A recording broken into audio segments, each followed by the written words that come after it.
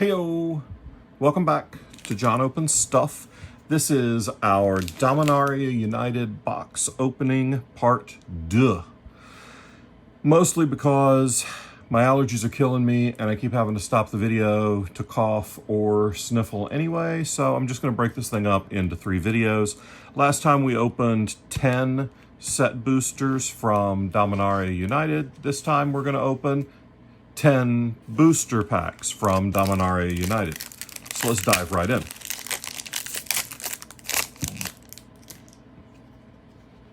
Art card. Pretty. It's elf on the back of a monster. Mariah's Outrider. Basic land. Common. Nael, Avizoa Aeronaut. We talked about this one already. Dragonwald. Balduvian Berserker. Oh, this guy's pretty good. 2 and a red for a 1/3 core Berserker with Enlist. When it dies, it deals damage equal to its power to any target. It's not great, but it's alright. Protect the Negotiators, we talked about. Tori the Avenant, we've talked about. Herd Migration. Yep, we talked about this one too. And a Merfolk token. Alrighty. Moving right along. Sorry, that hum in the background is my air conditioner. I don't have central heat and air, and I live in North Carolina, which means there's only about 15 minutes a year where I can record without having something running. Art card is, Karn is one of the longest lived, I don't know, one of the most famous characters in Magic lore. This is Karn Living Legacy. Basic land, some commons. Ellis in Ilkor, Sadistic Pilgrim. Rona's Vortex, Rona herself. Urg, Spawn of Turg. Aaron. Note that it's not Aaron, it's just Aaron. Karn's Silex. 3 colorless, legendary artifact. Karn's Silex enters the battlefield tapped. Players can't pay life or cast spells, or can't pay life to cast spells or to activate abilities that aren't mana abilities. X, tap, exile Karn's Silex, destroy each non-land permanent with mana value X or less, activate only as a sorcery. Okay, so it's kind of like Nevi's Disc or O-Ring, but it also has this different static effect, which ties into the Phyrexian theme of the set, because players can't pay life to cast spells, and Phyrexian mana is paying life to cast spells. Vodalian Hex Catcher, 1 and a blue. It's a new Merfolk lore. 1/1 with Flash, Merfolk Wizard. Other Merfolk you control get +1/+1. Sacrifice a Merfolk, counter target non-creature spell unless its controller pays 1. And this doesn't tap to use that ability, so if you have multiple Merfolk and you really need to counter a spell, you can keep sacking Merfolk until your opponent can't pay for the spell. That one's pretty good, and since it's in, and it's extra good because it's in foil, so might be worth a buck or two. I also think Karn's Silex has some value to it.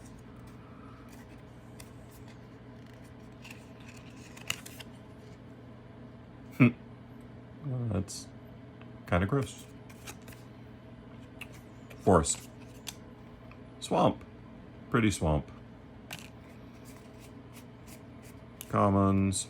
Baird, Argivian Recruiter. White and a red for a 2/2 legendary human soldier. At the beginning of your end step, if you control a creature with power greater than its base power, create a 1/1 white soldier creature token. So if you got anything that puts counters on things, this makes you dudes. Resolute Reinforcements, 1 and a white for a 1/1 human soldier with Flash, and when it enters the battlefield, make a 1/1 white soldier creature token. The Weatherseed Treaty, 2 and a green for an enchantment saga with read ahead. Chapter 1, search your library for a basic land card, put it onto the battlefield tap, then shuffle. Chapter 2, create a 1/1 green sapperling creature token. That's underwhelming. Chapter 3, domain, target creature you control gets +X/+X and gains trample until end of turn, where X is the number of basic land types among lands you control. Pretty underwhelming, honestly. Vohar, we've talked about. Elias Elcor, we just saw. Shana, Purifying Blade. Green, white, blue, Bant for a legendary human warrior, 3/3 with lifelink. At the beginning of your end step, you may pay X. If you do, draw X cards where X can't be greater than the amount of life you gained this turn. Ooh, that's pretty. Okay, I was right. The stained glass showcases look fantastic in foil. This is Nael, Avizoa, Aeronaut that we've talked about. And then Thousand Winds is from the list, 5/6 flying morph. It was fine in Khans of Tarkir block, but I don't know that I've seen it played since. So I kind of wish they would make the list cards more rare and cut the chaff. This is Rada. Rada, Coalition Warlord. I'm not good enough to remember the art from the last video. I noticed on the back when I flipped it over that it said Rada. Shieldred's Restoration. 3 and a black with a kicker of 2 and a white. Return target creature card from your graveyard to the battlefield. If this spell was kicked, you gain life equal to that card's mana value. Otherwise, you lose that much life. Exile Shieldred's Restoration. Not bad. Queen Alanal of Ruadak. Green, white, white for a star legendary elf noble. Her power and toughness are each equal to the number of creatures you control. If one or more creature tokens would be created under your control, those tokens plus a 1/1 white soldier creature token are created instead. This is going to go into a deck. No question. It's either going to go in my Ginny Faye tokens deck or probably there, because my Sithis deck tokens is a sub-theme and it's kind of not the main thing. Yavimaya Iconoclast. 1 and a green for a 3/2 elf. Alright, well, we're already above rate. With a kicker of 1 red, it has trample, and when it enters the battlefield, if it was kicked, it gets +1/+1 and haste until end of turn. So if you cast this for 3, which is the typical rate for a 3/2, it has trample, and it then becomes a 4/3 with haste. That guy's pretty good. Linebreaker Baloth we talked about. Zorojanin, we talked about him too. Ooh, Weatherlight completed. Wow, the Phyrexians took the Weatherlight. Interesting. I wonder if they completed Captain Sisse. 2 colorless, generic, not colorless. Legendary artifact vehicle, 5/5, flying. As long as Weatherlight completed has 4 or more Phyresis counters on it, it's a Phyrexian creature in addition to its other types. Whenever a creature you control dies, put a Phyresis counter on Weatherlight completed. Then draw a card if it has 7 or more Phyresis counters on it. If it doesn't, scry 1. I haven't seen anything yet that affects all Phyrexian creatures, but I expect something like that's coming. Broken Wings. Dragon's Approach. This is a common, but doesn't count as chaff because I think it's like a $3 common still. Reason being that you can play any number of them in a deck, and you can build a commander deck around Dragon's Approach and beat the shit out of people with it.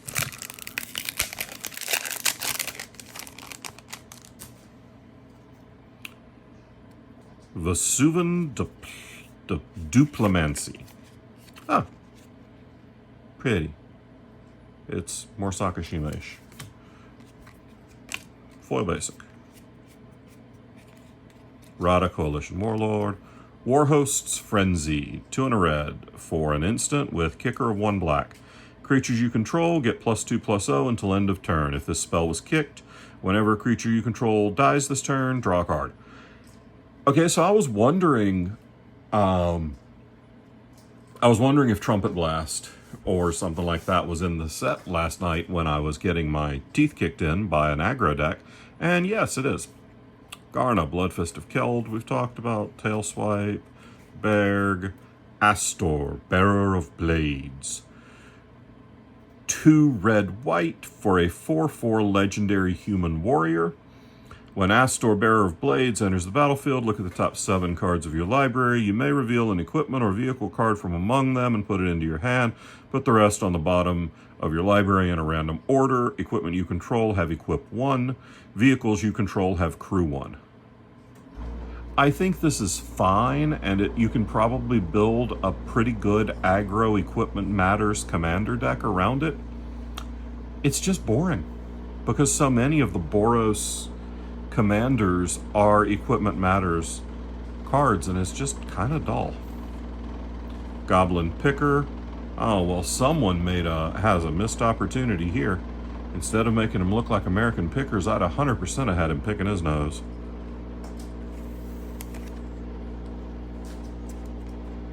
All right. 5 down, 5 to go.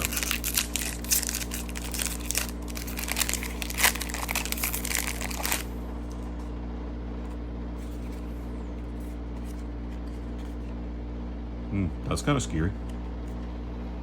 Rival, Rivaz of the Claw. Anytime we go back to Dominaria, we get a ton of legends. Terra Sunder, 1 in a green with a kicker of 1 in a black. Exile target artifact or enchantment. If the spell was kicked, exile target non-land permanent instead. That seems really good for a green-black deck. We'll put that over there put that in a deck category. Because 1 in a green is a decent rate to get rid of an artifact or enchantment, especially with exile. Especially with the growth of enchantment creatures in Commander. And add 1 in a black to it to exile any permanent. Yeah, I'm probably here for it. And it's an instant, so alright. Cleaving Skyrider, 2 and a white for a 2/2 human warrior with flash and kicker of 2 and a red. Flying. When Cleaving Skyrider enters the battlefield, if it was kicked, it deals X damage to any target where X is the number of attacking creatures. It's probably good in... It might even be good in Constructed. It's probably good in Limited. I can tell you about how excited I am for it in Commander. Prayer of Binding. 3 and a white for an enchantment with flash. When a Prayer of Binding enters the battlefield, exile up to 1 target non-land permanent an opponent controls. Until Prayer of Binding leaves the battlefield, you gain 2 life. Yeah, I'm here for that. Rulik Mons, Warren Chief. We've talked about this guy before, but the stained glass art's cool. Greensleeves, Morrow Sorcerer. In case anybody doesn't know, Morrow is a play on the name of Mark Rosewater, who has been the head of Wizards R&D or development or whatever for a million years or something. Greensleeves is 3 and 2 green for a star legendary elemental with protection from planeswalkers and from wizards. That's awfully specific. Greensleeves Morrow Sorcerer's power and toughness are equal to the number of lands you control. Whenever a land enters the battlefield under your control, create a 3/3 green badger creature token. All right, it gets a win just because it makes badgers. Otherwise, I guess it's fine in a Lands Matters deck. Defiler of Instinct. We've talked about this guy. It seems good. Destroy Evil is our foil, and a burb token. Burber's Word. Okay.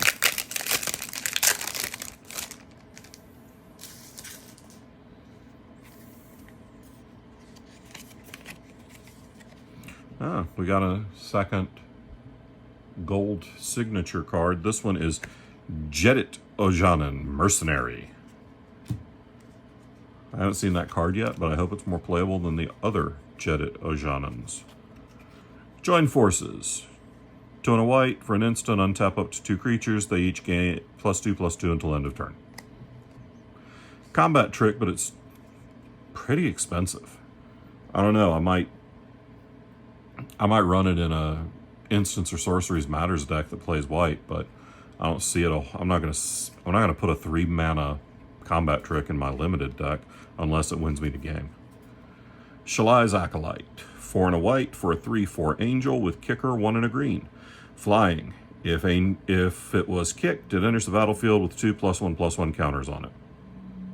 Okay, I mean, it's fine. It's 4 and a white for a 3/4 flyer is a decent rate, and then if it comes in as a 5/6 flyer for 2 more mana, yeah, it's fine. It doesn't blow my skirt up at all, but it's okay. Strength of the Coalition. 1 green. With a kicker of 2 and a white. Target creature you control gets +2/+2 till end of turn. If the spell was kicked, put a +1/+1 counter on each creature you control. Now, this is a combat trick I can get behind, because it can be super cheap, but if you got the mana laying around, this can be a finisher. I like this card. Mantle, Chaplain. We've talked about this one. I think somebody referred to it at the shop last night as the mythic uncommon of the set. And most sets have an uncommon that's just clearly better than all the rest. This may be it. Lagamos, Hand of Hatred. 1 black-red for a 1/3 legendary human shaman. Oh, I looked at this guy already. Okay. Ooh. The Raven Man, not the Muffin Man. That's very different. And not Matthew the Raven from Sandman. Still very different. All right, this is 1 and a black for a 2/1 legendary human wizard. At the beginning of each end step, if a player discarded a card this turn, create a 1/1 black bird creature token with flying, and this creature can't block. 3 and a black, and tap it. Each opponent discards a card, activate only as a sorcery. Why is it a bird and not a raven? I have problems with that. It would go really well in a Turgid commander deck, but also if you're playing a Turgid commander deck, you have no friends, so you're no longer playing and you don't need this to go in your deck. Meteorite, it's fine. Don't love it. Don't hate it. It's Meteorite. It's been around forever.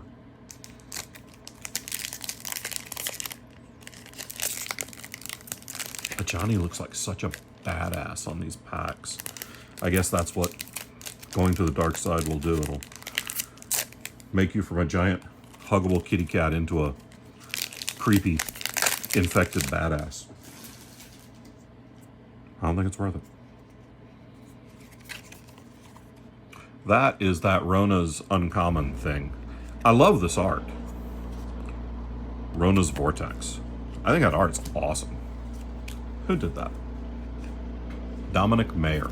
I don't know really anything about that artist. I don't know if they've done a lot of Magic cards or not. Joint Exploration. 1 in a blue with a kicker of 1 green. Scry 2, then draw a card. If this spell was kicked, you may put a land card from your hand onto the battlefield. It's fine.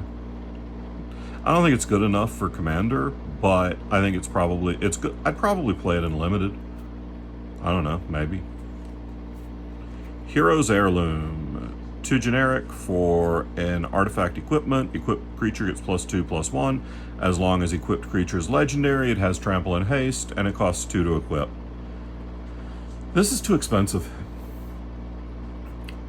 Yeah, it's not going to see any limited play because even with as many legends as you have in this set, you're not always going to have legends on the battlefield.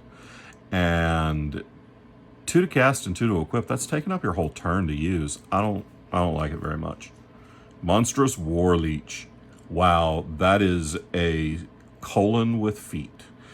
3 and a black for a star leech horror with kicker of 1 blue. As Monstrous War Leech enters the battlefield, if it was kicked, mill 4 cards. Monstrous War Leech's power and toughness are each equal to the highest mana value among cards in your graveyard. Okay.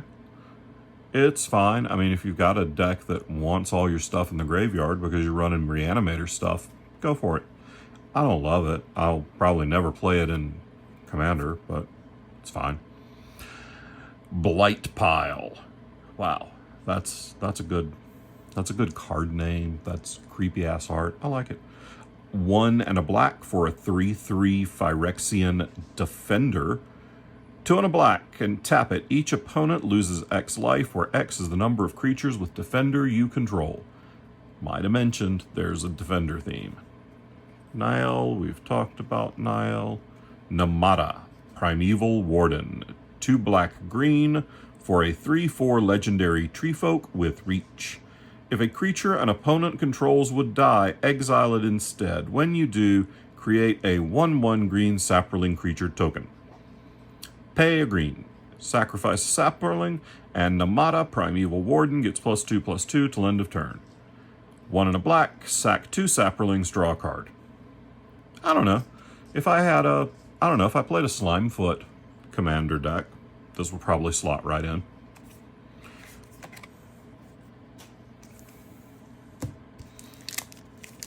So far, I feel like the set is a flavor win. Can't tell yet whether any of the cards that are expensive are going to hold. Oh, that's pretty. I think that's that Diavenant. Yes, Tori Diavenant, Fury Rider. Pretty Island. I don't think I've seen that one yet. Nice. Raid's Frightful Return. We've seen that one. Walking Bulwark, we've seen that one. Coral Colony, we've seen that one. Just in that in the last pack, we would build a blue-black walls deck and be just fine.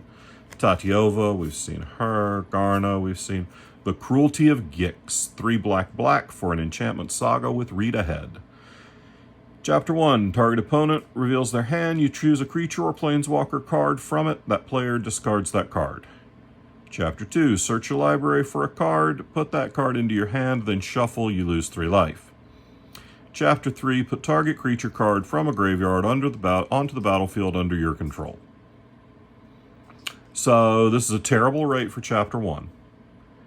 It's not a good rate for Chapter 2, and it's not even very good rate for Chapter 3, because typically you get that for 4 and 1 black. Yeah, I think every piece of it's overcosted, and I'm not here for it.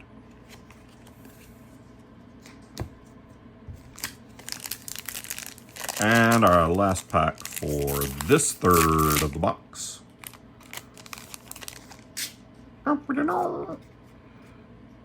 Another Prayer of Binding art card.